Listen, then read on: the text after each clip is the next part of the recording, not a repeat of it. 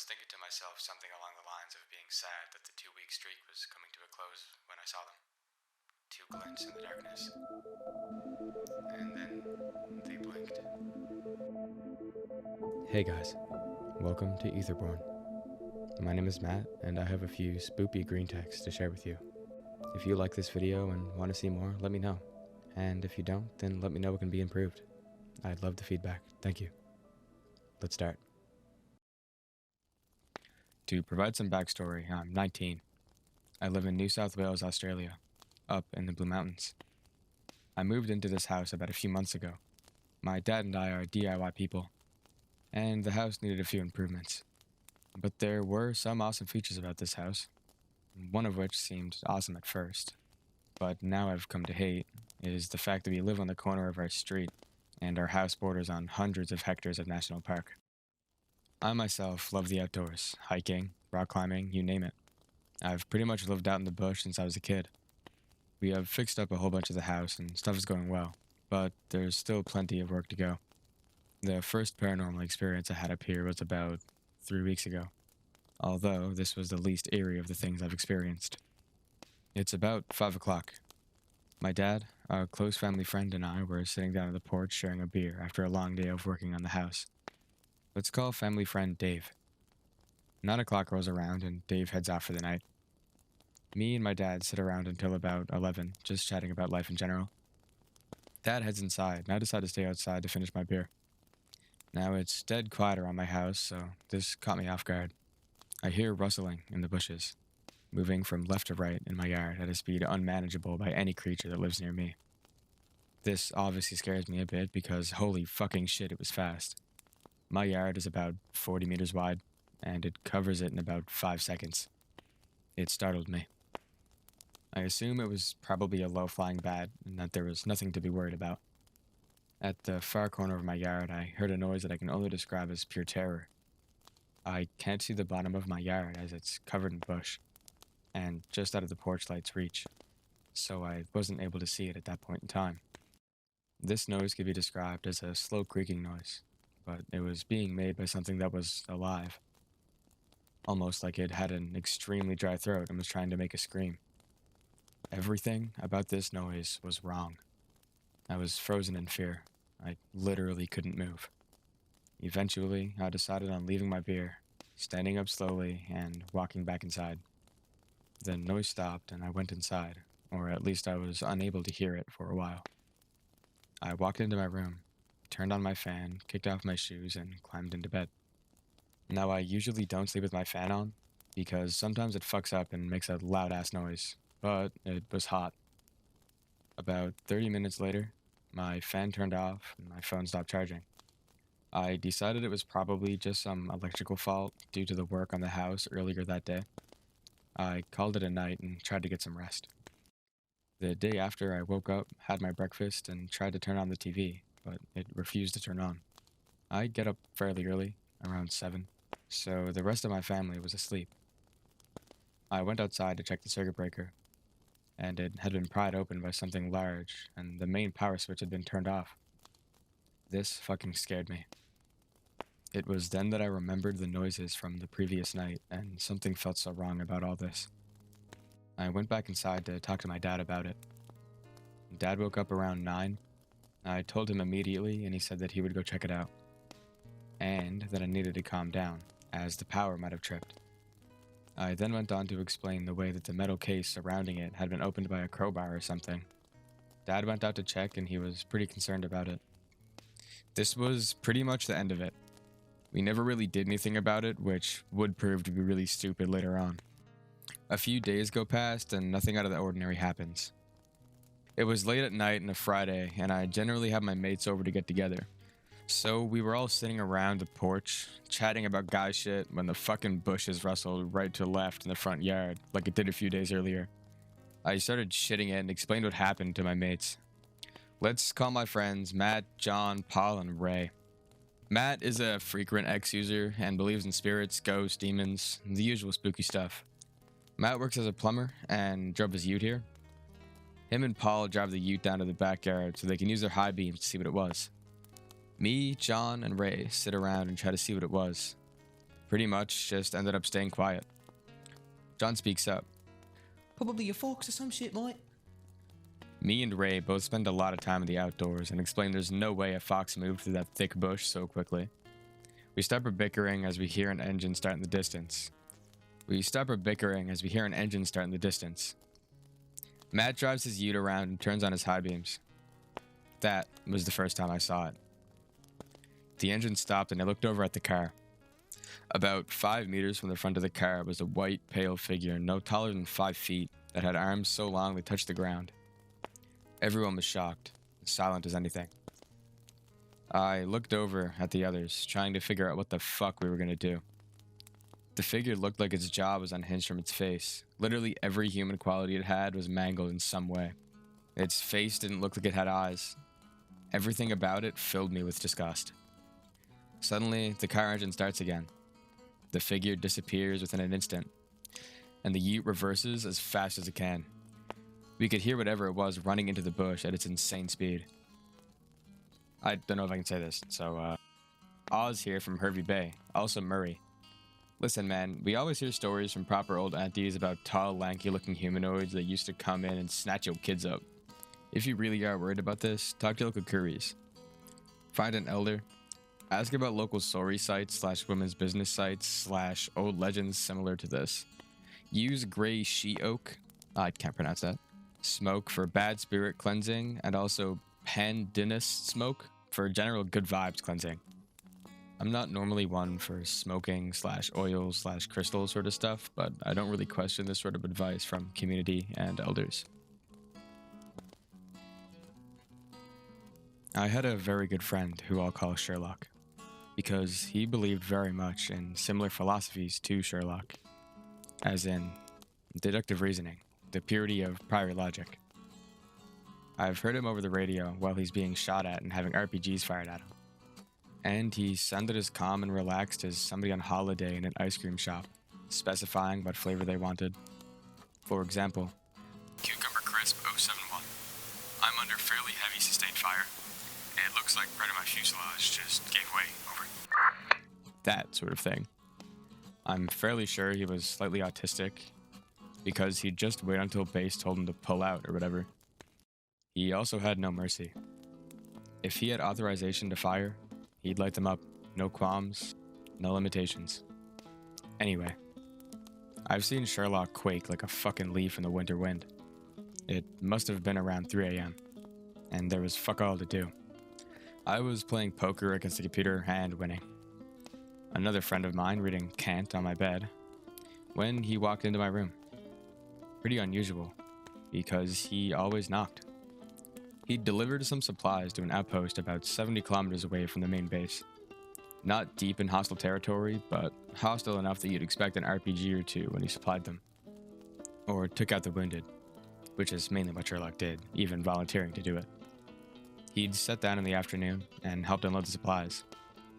Mainly medical, ammunition, and tools, and stuck around taking requests from the CO, who was running low on water and water purification tablets. A few privates were on duty in the dusk, and one of them freaked, saying he could see something through thermals that he couldn't see in person. This piqued Sherlock's curiosity, so he had to look.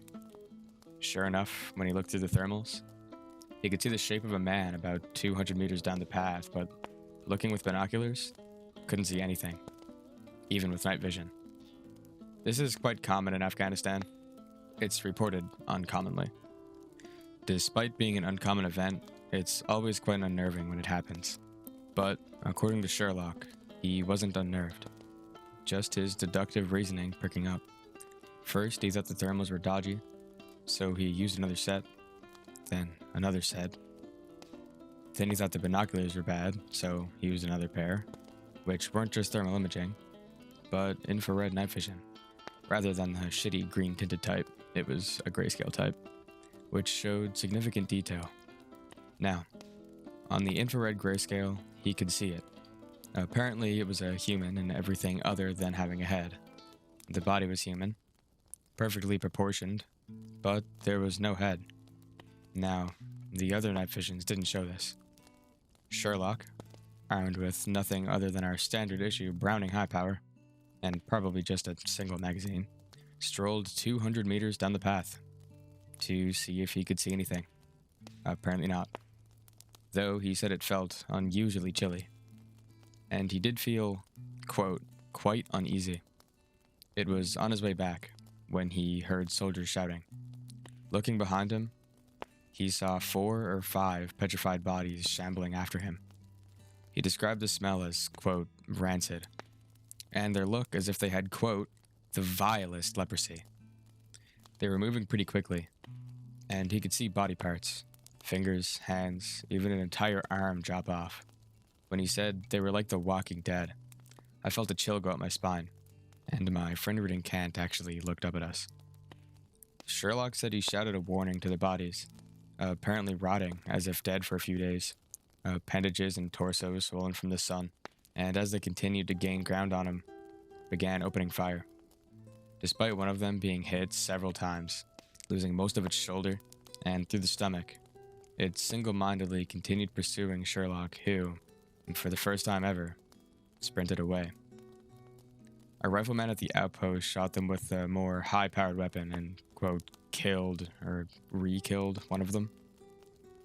As soon as one of them went lifeless, the others would single-mindedly stuff their faces full of flesh, just tearing it off, limbs and bodies. No shame, no disgust, like they hadn't eaten for days. At this point, the fellow reading Kant piped up. He'd heard of similar stories in his journeys to outposts. Some American soldiers, badly injured and delirious in the sun, told him how they had seen their brothers in arms set upon by filthy mujahideen and ripped apart alive. Limbs ripped from bodies, heads from necks, and how they would rip the flesh off their long-nailed fingers, gouging it out, or bite it off the bones. They had said only fire or high-velocity weapons, not small arms, could stop them. Afghan soldiers, when mortally wounded, prefer to kill themselves than be captured, because they've heard stories and know the folklore. It is true that they kill themselves, I've seen it. I must also admit, as I become more experienced and hardened to the oddness of Afghanistan, I also heard quite a few of these stories myself, to the point where they don't worry me anymore. And I think I even saw a herd of them rampage through a village, but it's Afghanistan, so they could have been tripping on opiates. Since the last one was just about my crazy partner and was long as fuck, here's a shorter one. Don't remember how long this was into my driving career. Let's say 6 months. Got a new partner. Some dude who lived in Vegas. The only partner that wasn't a huge weirdo and was actually funny as fuck. Super chill. And driving with him was a blast. Out in Wyoming. It was cold as fuck and wasn't even winter yet. During training, my training partner was some boomer named Russ. He lived in Wyoming and would tell me about how many accidents were there. I had this idea that Wyoming was some dangerous mountain of twisting roads to navigate. Leave Salt Lake City on a delivery to Philadelphia. Take I-80, which cuts straight through the interstate. When I enter the state, I'm confused. It's literally the straightest road of any state I've driven in. Think this will be a piece of cake. Around 200 miles in Wyoming, I get an alert on my Qualcomm, which is like this little touchscreen computer that acts like a GPS, and a messaging system between the trunk and dispatch. Wind danger. Seek immediate shelter. Huh? What the fuck does that mean? There's no storms, and the sky's clear. And then the wind hits me. Wham. Feels like someone just struck me on the passenger side. My trailer fishtails, and I begin to see the tandems, the back tires of my trailer, lift off the ground, freak the fuck out, and try to countersteer while braking, but not braking too hard or I'll lose control of the truck. Manage to come to a stop, pull off the side of the road, and put my flashers on. Get out and set reflectors on the road. At this point, everyone is pulling over. The wind is crazy. Get out and actually get knocked on my ass by the wind, and I start rolling. Like some shit you see in Looney Tunes. Realize putting out reflectors would be useless. They'd just blow away. The wind is like ice against my skin. I mean, it actually is painful, it's so cold. Make it back to my truck. Entire interstate is shut down at this point. Nobody is going nowhere until this wind dies down. get bored of listening to Coast to Coast AM talk about COVID and decide to turn on the CB. This was my partner's truck, so he had a CB installed. Usually left it off because it was boomers wheezing about young people. Listen to them talk a bit, hop in and start bullshitting with the older dudes, banter, laugh, etc. Thick fog rolls in. And I mean fucking thick. Can't see anything. You can't even see my trailer behind me in the mirrors. It's bizarre to have all this fog with the amount of wind we have. In fact, it shouldn't be possible. Some time passes and someone hops in the CB and sounds fucking pissed. Any one of you assholes fucking with me better quit. I got a gun and I'll shoot your diabetic asses. We ask him what the fuck he's on about. Some punk thought it'd be funny to either knock on my truck or throw something at it. I laugh. The things these retards will do when bored. Then someone else pipes up and says it just happened.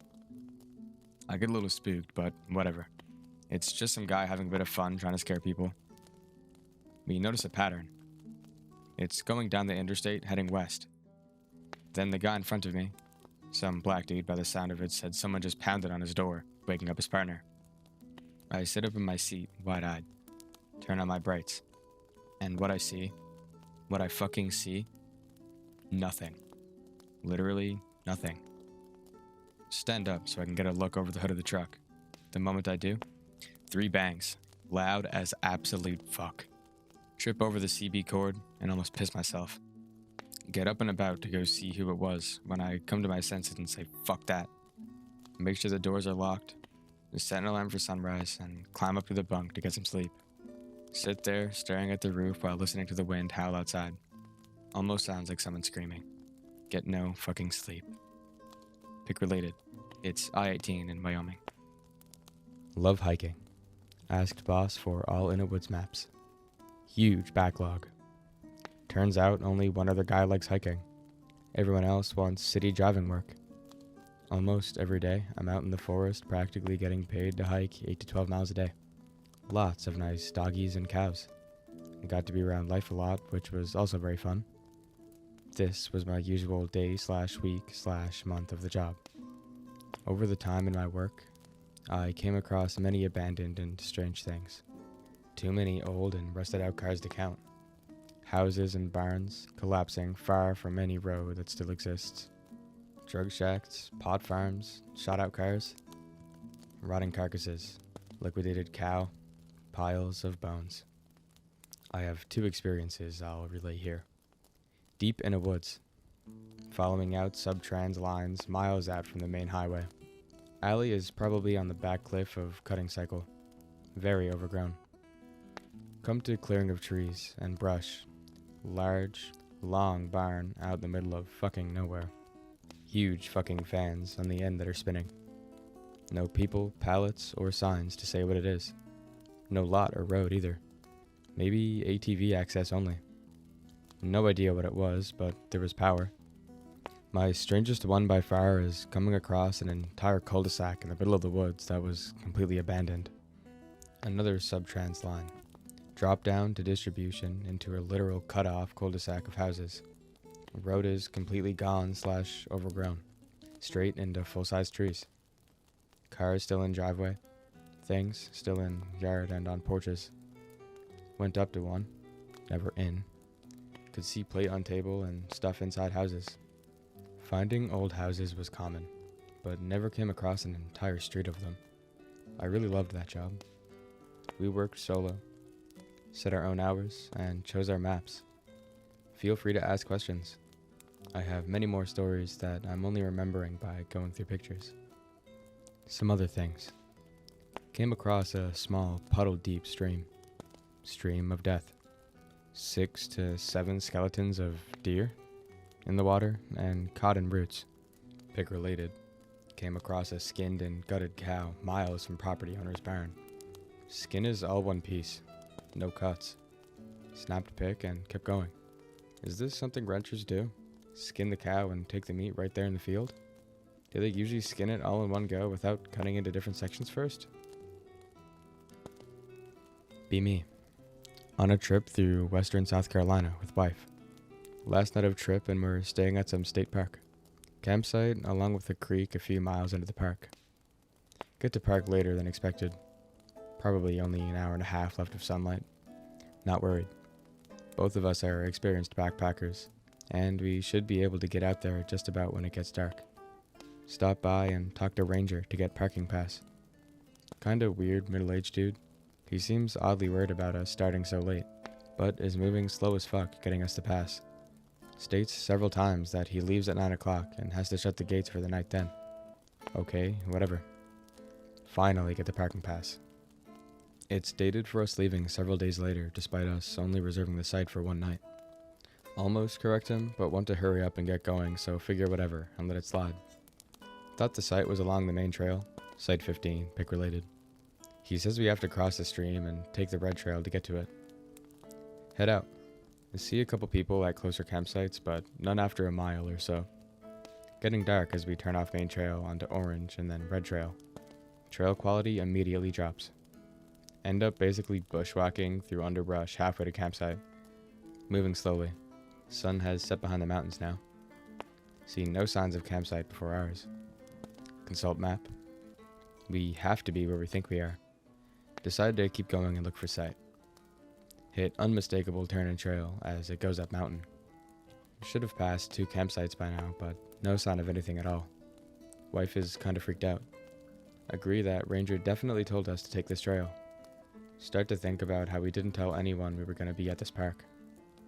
Wife says what we're both thinking. Weird Ranger dude straight up lied to us about sight. Think about how he dated us leaving several days from now. Fuck.jpg. Pitch black by this point. Drizzling. No moon. Discuss just setting up camp here. Decide against it.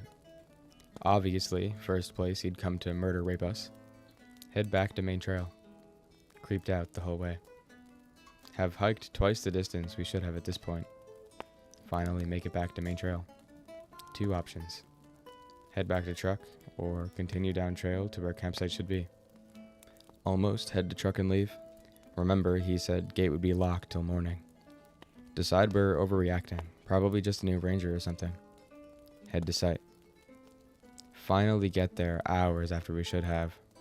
No sign of life anywhere. Only light is from shitty headlamps we had. Both of us still creeped out. It's dead silent. No longer drizzling, but it's that type of heavy air where everything feels super closed in. And any sounds seem to get sucked up into nothing. Set up tent. Hang bear bag. Wife starts cooking. Sitting around shitty stove and both of us hear something. Sounds like someone walking off the main path down towards our campsite. Probably 25 yards away through brush. Oh fuck, here we go. I stand up and draw my carry piece. Shine shitty headlamp up trail. Can't see shit. Sound stops. Not sure what to do, so I start whistling like some fucking hillbilly. Footsteps start again. This time, seeming to go back the way they came. Stand there for a few minutes. No more sounds from trail. Eventually get around to eating and then crawl into tent. Lay there with one hand on my gun all night. Hightail it out of there at first light the next morning. I'll start. Be me. 12-year-old Coomer. Attending Catholic school, with a playground that had lots of trees. Like a little forest. I get detention one day and 2 of my friends stay with me to rake leaves in the forest. It is now 12-ish p.m. and we're almost done, so we start playing around throwing pebbles at each other. I see one of my friends hiding behind a tree and grab a fistful of gunk to shove it down his pants. As I approach him, I hear my 2 friends call out to me, and I am weirded out because the only people left at school are a couple of teachers and the basketball team. I turn around and start hearing leaves rustling behind me, and I make a run for it. Spot my 2 friends and yell for help. One starts running away, and the other looks like he's gonna shit his pants. I don't look back and keep running. Eventually, catching up to him and pull him by the arm to come with me. Other kid starts yelling for help. Basketball team and gym teacher run over to me, and I black out from fear and exhaustion. Wake up in the arms of some teacher, and I get laid down in the infirmary bed. My head is still throbbing, and I ask for water, but the teacher leaves me there alone and gets the fuck back outside. Mom and Dad come pick me up, and Dad stays in school while my mother drives me back home. Monday comes and everyone is talking about what happened. Shit pants kid didn't come to school. I asked around and another friend told me he was sick. Get called to the mother principal's office, along with the kid who ran away. My mom and his dad are there too. The nun starts apologizing to both their parents and almost begs them not to sue. I'm in the dark up to that point because my parents had asked me what happened over the week and wouldn't answer my questions. Just comfort me and let me sleep in the bed. The guy goes on a rant about how he pays good money for his son to go there and blah blah blah. Mom and I are asked to step outside for a moment and then we go back in. The nun says she's going to ask us what happened. I tell her my version. She turns to the other kid and asks if he'd like to share. Kid is visibly shaken up but starts talking. He says I got separated from the two other boys and that they hear me scream. And as I made my way up the little hill, he saw a face staring back at them popping up behind a tree. He says he then saw the thing start coming up behind the tree, and he started to run. Says it looked all black except the face. Could have been the lighting. Nun asks him to draw the face, and the kid draws some Picasso shit of the thing with big lips and small eyes. Mother what's-her-name says that'll be all for today, and that we can return to our classroom. Mom kisses me goodbye and asks me to eat lunch inside instead of playing outside. I play outside anyway. Forest has people cutting down trees and a yellow tape around it. Stay near the basketball court eating lunch with the other kid and a shit ton of kids who wanted to hear the story. And they all ask dumb shit like, Was it Slender Man? We both exaggerate our stories and they are amazed. A couple of days go by. It's now Thursday and Shitpants shows up. He looks okay. I go up to him and ask why he didn't come to school. Says he is changing schools. Probably because he made a scene at home. I ask him what happened after I fainted. Says he kept staring at the forest and describes the same monster my other friend drew. Says the thing just kept staring back at him, even when people came to take us away. Ask gym teacher what happened that day, and he says he didn't see anything at the forest, but since both my friends' stories matched up describing the thing, the mother principal got really upset and is having the trees gone for good. I get sad because I really liked the woods. I like to climb the trees. Things return to normal. Kid's dad didn't sue. My parents take me out of there and they let me attend a regular school. Never know what happened. Mom brushes it off as kids being kids. I'm 22 now and found out my dad was really into the occult. And we have similar interests because I've been reading/practicing since 20. He says it's the weirdest shit he's ever seen because we couldn't have been lying since the kids saw the same thing. Says he thinks it could have been an egregore we materialized with our collective mischief, but that the mother was convinced it was a demon, and that's why she had the forest fucked over.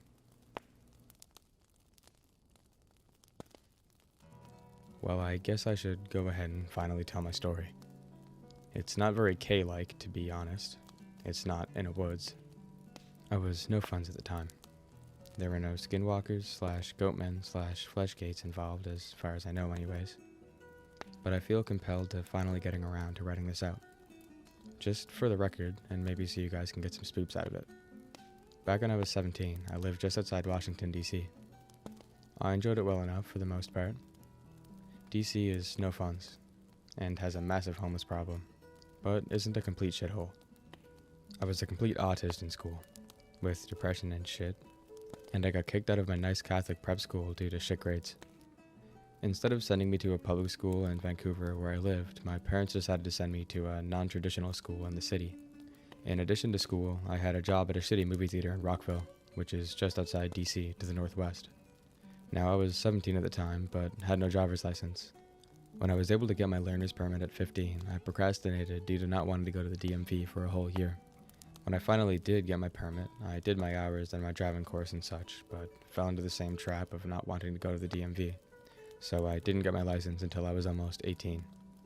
So because of this, and because my parents rightfully didn't want to drive me to DC every day during rush hour only to then have to go back into Virginia to get to work, I took the metro to school and work every day. If there are any Washingtonians here, then you might understand my route. I started out on the Virginia side of Potomac River, to the east of the city, at Virginia Square/GMU station, which is on the Orange Line. For the purpose of the story, The orange line starts in Virginia and ends just outside of DC to the northeast. And the red line starts out northwest, where my job was, and then went down to the center of DC and up to the northeast again. My school was about a block away from the Eastern Market Metro Station on the Orange Line, about 3/4 of a mile southeast from the Capitol along Pennsylvania Avenue. My job was a little ways away from Rockville Metro Station. When my shift ended at around 11:15, I had to book it to the metro stop most days. Station closes at 12 Sunday to Thursday. And take the red line down to Metro Center, which, as the name suggests, is in central DC. Switch to the orange line, then take the orange line to the East Falls Church in Virginia, from which I would take the bus or cab home. I put it all on a map. I'll make a post along with this. Sorry, a whole post of this is just setup. The setup is important. Now that it's all established, I can start getting into the story. For a couple months, everything was completely unremarkable.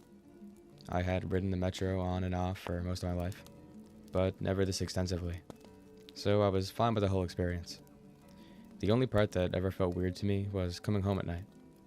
During the weekends, even at like 1 a.m., people were on the metro, but during the week, when I came home from work, it was very common for me to be the only person on the train, and sometimes even the only person in the entire station, though I wasn't really spooked by it, at least for a while.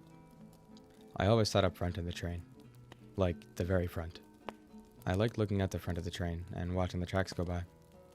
I had loved doing this as a kid, and I still did, because I was still a child, even at 17. One night, I was riding the red line back from Rockville to Metro Center.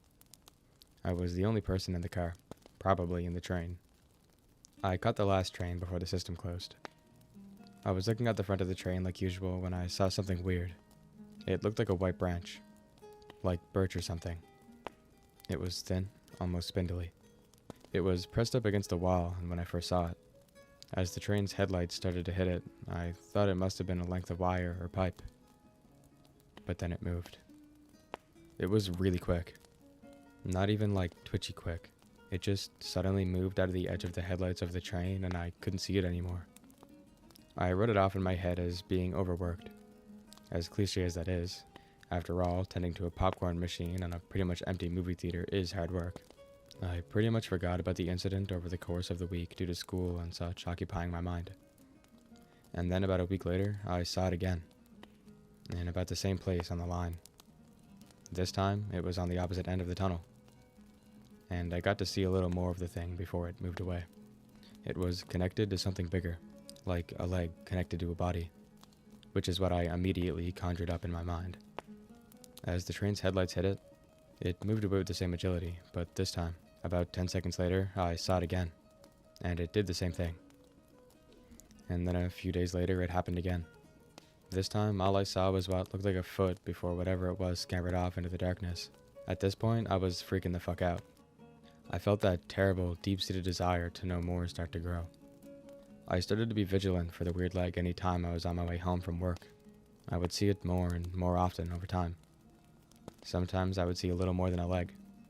Sometimes I would even see 2 of the legs. But it would always scamper off into the darkness as soon as the light from the train hit it.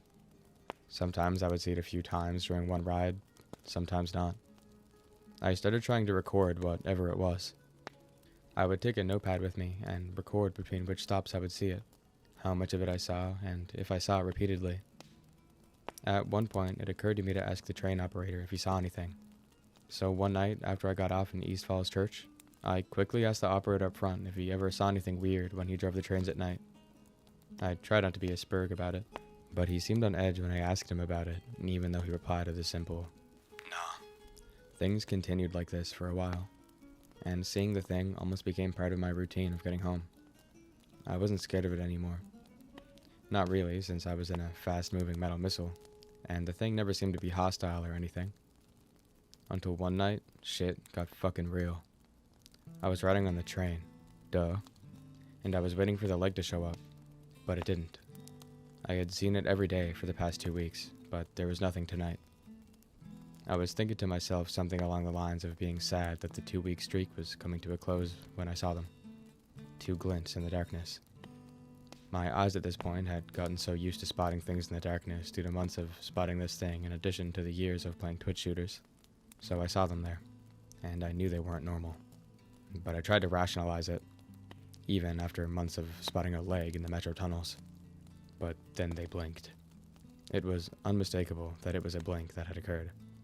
I jumped so hard I nearly pulled a muscle in my leg. I could tell that those eyes I saw were entirely black and beady, like the eyes of a rat.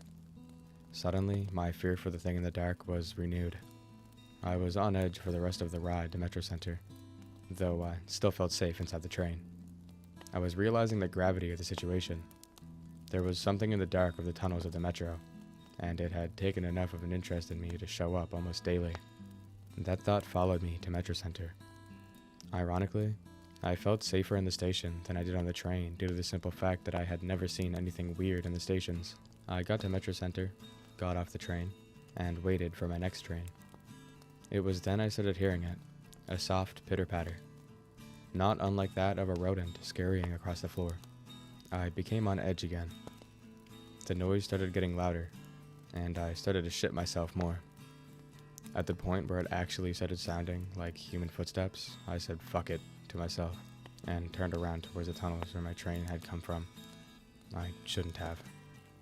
It was there. Not just a leg or eyes. The thing in its entirety. And it wasn't in the tunnel anymore. It was on the platform with me. That thing is something I will never forget. It was like a person, but warped to a point where almost all traces of humanity were gone. It was thin, horribly thin, emaciated. I could see how its pallid gray flesh wrapped around its bones, not even covering the holes in some of its legs and arm bones. It was hunched over, not on all fours, but hunched over like an elderly person, with its legs crumpled down and its arms held in front of its chest, like how a prairie dog holds its arms when it stands up. Its head was completely hairless, and was hung down so I couldn't make out its face. I opened my mouth to scream, but I just whimpered like a baby. I shouldn't have done that. I think I provoked it. It started to move towards me with a horrible gait. It stayed in its hunched over position, low to the ground, but its legs extended out, and it took long strides forward, like crouch walking. Its legs wobbled and twitched with every step towards me. It was obvious this thing wasn't used to walking like this, that it was better suited to crawling along the walls. As it came closer, I started to smell it. It had a pungent, rancid odor of trash in the city. My eyes started to water as it got closer. Speaking of which, it was closing the gap fast. When I turned around, there must have been about 150 feet between us. But within 5 or 6 steps, it was only about half that distance away. My stupid brain finally kicked in and put me into survival mode, and I fucking booked it across the platform. My stupid idea was to try and outrun it to the end of the platform, then jump across the tracks to the other platform and keep running out towards the surface. My plan got about a quarter of the way done when I realized it wasn't going to work, because that's when the thing stretched out. I looked over my shoulder and shit myself again. The thing was now standing on its legs and had its arms out. I don't know how I only managed to see as much as I did in the tunnel, but what I saw in there was accurately representing the whole thing. It must have been 15 feet tall, at least. Its torso was thinner than its femur. Its arms came down to its shins as it let them drag along, and then there was its face. Its face looked like that of a starving man, with sallow skin tightly wrapping around its cheekbones like a corset. Its eye sockets were far too big for its beady little eyes, with the top of the socket jutting out a good 2 inches beyond where the eyes ended, and the mouth was a gaping hole with no jaw to be seen. This thing had reached its full height, and I had just about made my peace with death when some beautiful motherfucker honked the horn on his train that was coming in downstairs to signify to no one that no one could get on. I don't know why, but that horn caused the monstrosity in front of me to reel backwards and let out the most horrible sound I've ever heard before going down on all fours and scuttling back into the tunnel. I took a cab home that night, and then pretty much every night for the rest of the year. I haven't gone on the metro there since. I moved farther into Virginia, so I haven't been around Washington. But even if I was back there, I wouldn't take the metro again if it meant losing $10 billion or whatever. I did some more research. Apparently there are urban myths of something in the tunnels down there. I found out about a series of abandoned tunnels, just under DuPont Circle, the metro stop nearest to which I commonly saw the thing. That's pretty much it.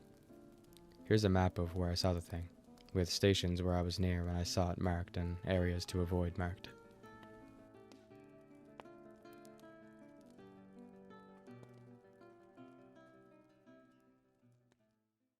Well guys, that's all I got.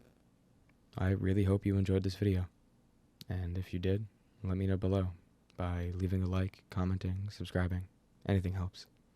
If you didn't like this video, again, let me know how I can improve it for next time. Anyways, take care, and I'll be seeing you all very soon.